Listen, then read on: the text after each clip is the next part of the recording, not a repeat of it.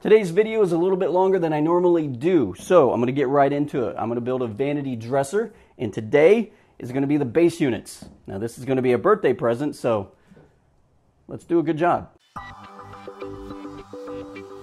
I'm going to start by ripping the side pieces to width on the table saw. Now this is going to be a rather large piece of furniture. A vanity dresser is nothing to sneeze at. However, just because it's one large piece doesn't mean you have to build it in one large piece. I mentioned in a previous video that I like to take more complex projects and break them down into their smaller components and then deal with those components individually. Vanity dressers usually have two separated base units so that you can sit between them. So in this video, I'm going to build the two base units. Then I'll cut them to length with the circular saw.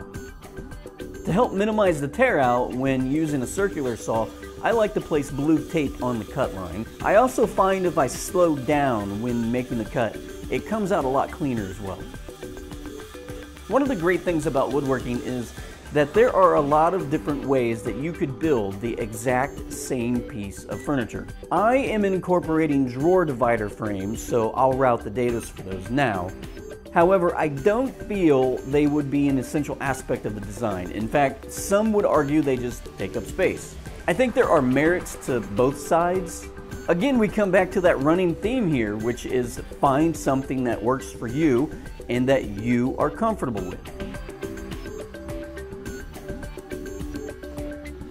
So after I'm done with routing the dados for the frames, I'll route the rabbet for the back panel.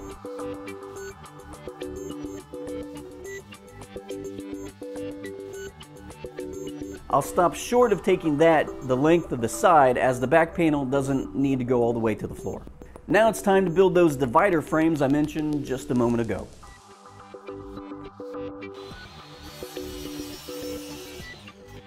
I have here a piece of 1x4 oak. I'm only going to use this for the front of the frames. I also don't need 3.5 inches for the front, so I'll rip those pieces in half on the table saw.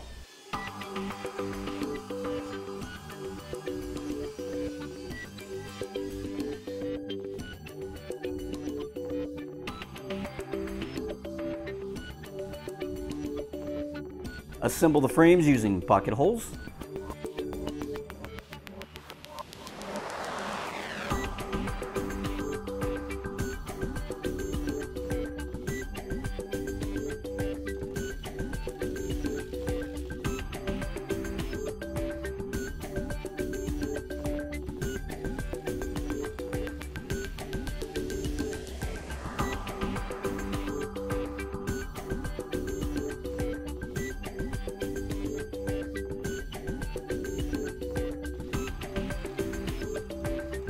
Alright, so now I have all the frames assembled.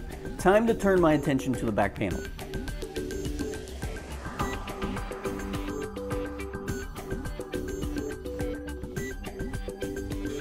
I'm cutting this freehand because I got skilled.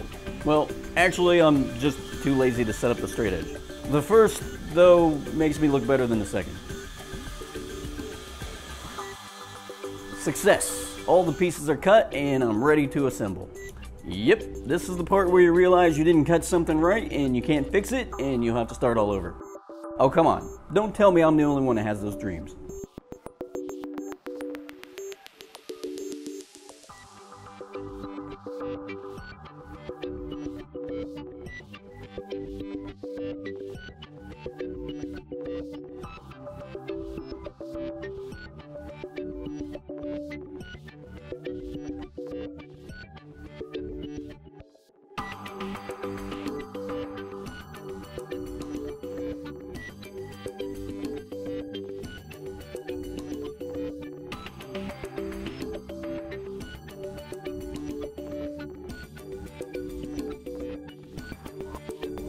Now fit the other side.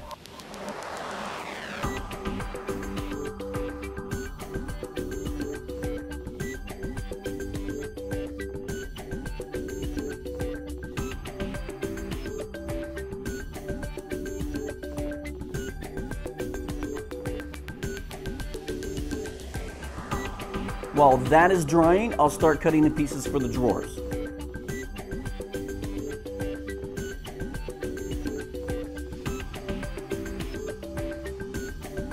After ripping to width, I'll head over to the miter saw and cut to rough length.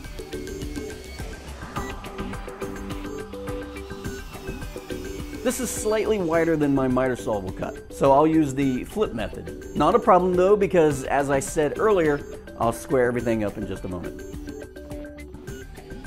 To square these pieces, I'll make a pass on one side of the board without the stop block that you see here. Then I'll set the stop to the final measurement I need and cut the other side of each board. The battery on the camera died, so you're only seeing the second part of that process.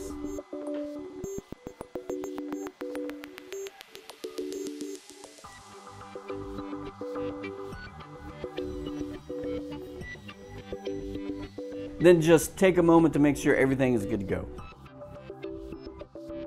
After I have all the sides cut the width, length, and squared, I'll go back to the base units and remove the clamps. Put those back where they go. Grab my brad nailer while I'm in here.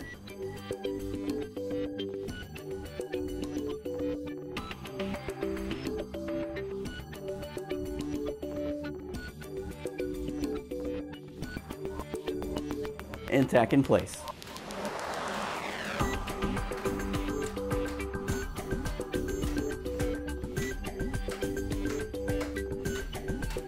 Once the back panel's in place, I'll set the unit on the floor and attach some cross braces to help support the top of the dresser.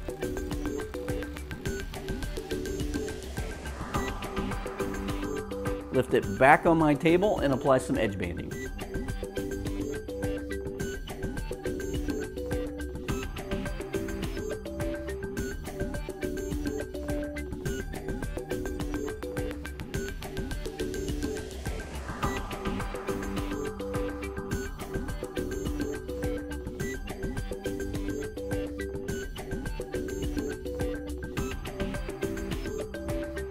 Alright, I have both cabinets built and they're looking pretty good. I think next time I'll start building the drawers and maybe start staining.